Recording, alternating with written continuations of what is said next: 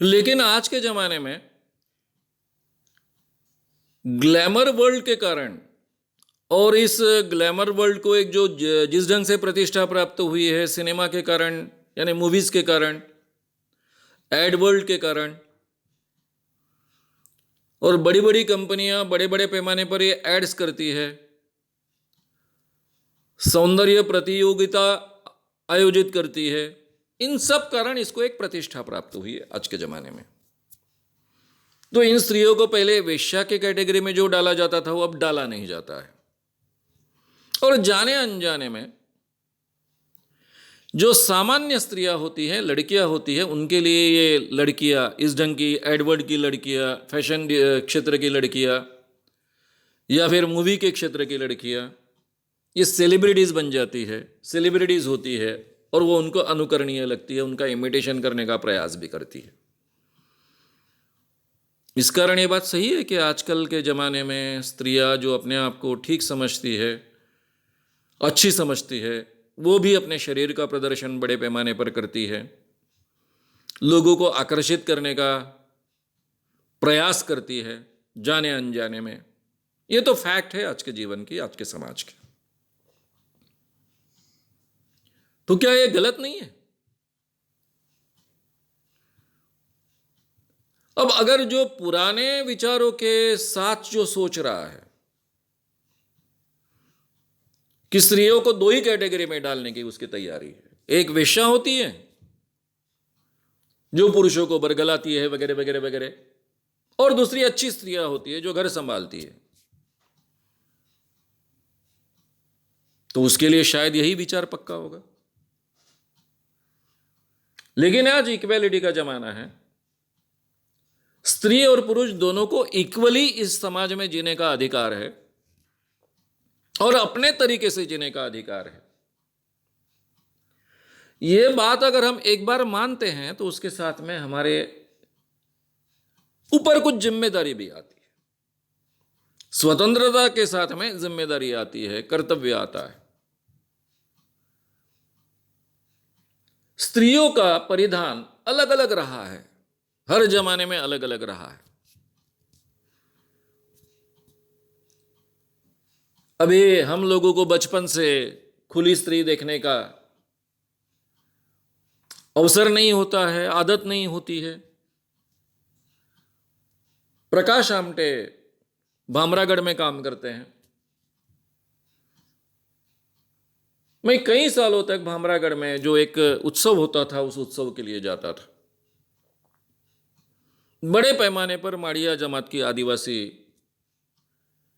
महिलाएं वहां आती थी, पुरुष भी आते थे बड़े पैमाने पर।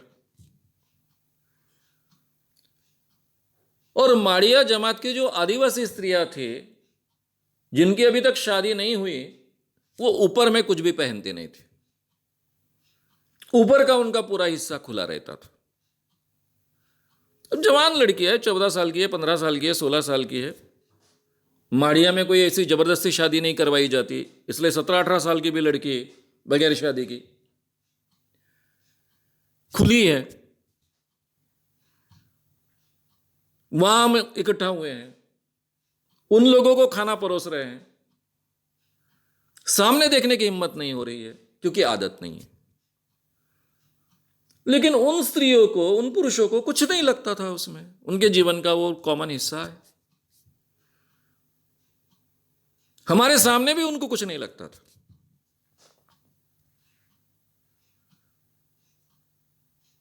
लेकिन हम ही संकोच जाते थे। हमारे मन में ये पूरी तरह से एक प्रेशर होता था, डर होता था कि कहीं हमारी नजर उधर न जाए और हम उधर देख रहे हैं, ये कोई हमें ना देखे। ये दोनों तरह के प्रेशर होते थे। ये भी प्रेशर होता था कि शायद हमारी नजर से कोई अलग बात ना चली जाए, उस कारण हमारे बारे में आगे के व्यक्ति का मत न खराब हो। यह भी डर होता था कि इन माड़िया स्त्रियों को हमारे बारे में, हमारे कारण एक असुरक्षा ना महसूस हो। लेकिन उनको कुछ नहीं, उनके जीवन की वो नॉर्मल बात थी। मैंने ये उदाहरण क्यों दिया? मैंने ये उदाहरण इसलिए दिया कि अगर कुछ मॉडर्न स्त्रियां ऐसा मानती है कि वो अपने शरीर में इस ढंग के कपड़े पहने कि उनको जो पसंद आए, जो कुछ नेचर ने उनको दिया है, वो अगर लोगों के सामने आए तो उसमें बुरा नहीं ऐसा मानती है, तो हमें भी सीखना चाहिए अपने आप पर कंट्रोल करना, ऐसा देखने के बाद भी विचलित न होना। यह हमको सीखना पड़ेगा। यही सभ्यता का हिस्सा है। सभ्यता केवल स्त्रियों ने अपने आप को ढक के रखना इसमें नहीं है। अगर वो अपने आप को कम ढकना चाहती है तो उनको देखकर हम विचलित ना हो, इतनी सभ्यता हमें डेवलप हो पुरुषों में, यह भी सभ्यता का हिस्सा है। अब देखिए ये कहां तक एक्सटेंड होगा अगर हम इसी ढंग से विचार करते गए तो। ये स्त्रियों ने अपने आप को एक्सपोज नहीं करना चाहिए, उनका शरीर दिखे ऐसा नहीं होना चाहिए, ये आप कह रहे हो। कोई व्यक्ति ऐसा कहेगा कि इन्होंने अपना पूरा शरीर दिखे ऐसा भी अपने आप को नहीं प्रेजेंट करना चाहिए, चाहे उनका ऊपर का हिस्सा ढक के होगा, लेकिन कमर खुली नहीं होनी चाहिए, कमर भी सेक्सी होती है, उधर ध्यान जाता है। तो ये भारतीय स्त्रियां साड़ी पहनती है, वो भी बहुत डेंजरस है, पेट का हिस्सा, कमर का हिस्सा दिखता है उसमें। फिर हमारे गांव का जो लुगड़ा होता है, नौवारी जिसको कहते हैं, वो तो बहुत ही सेक्सी होगा क्योंकि उसमें तो और भी कुछ दिखता है, थाइज भी दिखती है, थाइज का साइज भी दिखता है। जब वो लुगड़ा पहनकर स्त्री चलती है तो उसके थाइज हिलते हुए दिखते हैं, वो तो ज्यादा सेक्सी हो गया। साड़ी का जो पल्लू होता है उसके आसपास भी कुछ दिखता है, इसलिए ये भी नहीं दिखना चाहिए। तो सबसे बढ़िया बात है बुर्खा, कुछ भी ना दिखे, पैर भी ना दिखे।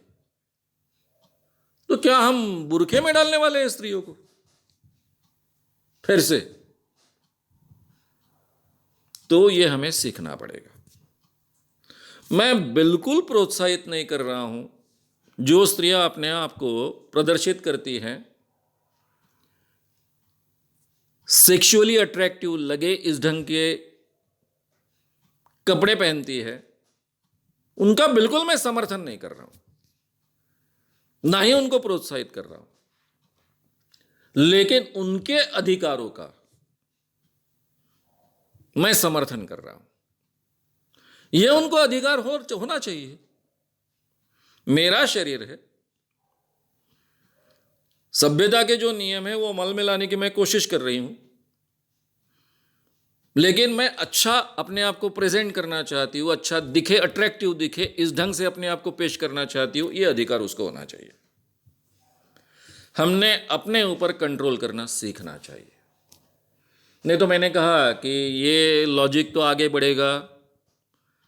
आजकल स्त्रियां अपने पल्लू नहीं ओढ़ती है बालों पर से, कल फिर साड़ी नहीं होनी चाहिए, लुगड़ा तो बिल्कुल नहीं होना चाहिए, और फिर परसों कोई कहेगा कि ये बिल्कुल नहीं, चेहरा दिखा तो भी हमको अट्रैक्ट होते हैं हम, इसलिए चेहरा भी ढककर चाहिए, बुर्खा चाहिए।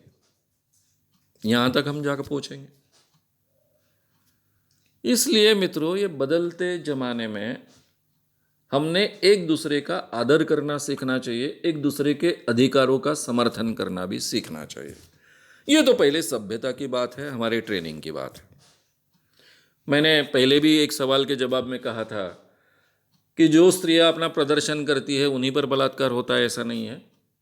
गांव की पूरी ढकी हुई लड़कियों पर भी बलात्कार होते हैं। बलात्कार करने की प्रवृत्ति एक हिंसक प्रवृत्ति है, एक अमानुष प्रवृत्ति है, एक विकृत प्रवृत्ति है, और उसका कपड़ों से, पहनावे से, प्रदर्शन से कोई संबंध नहीं है।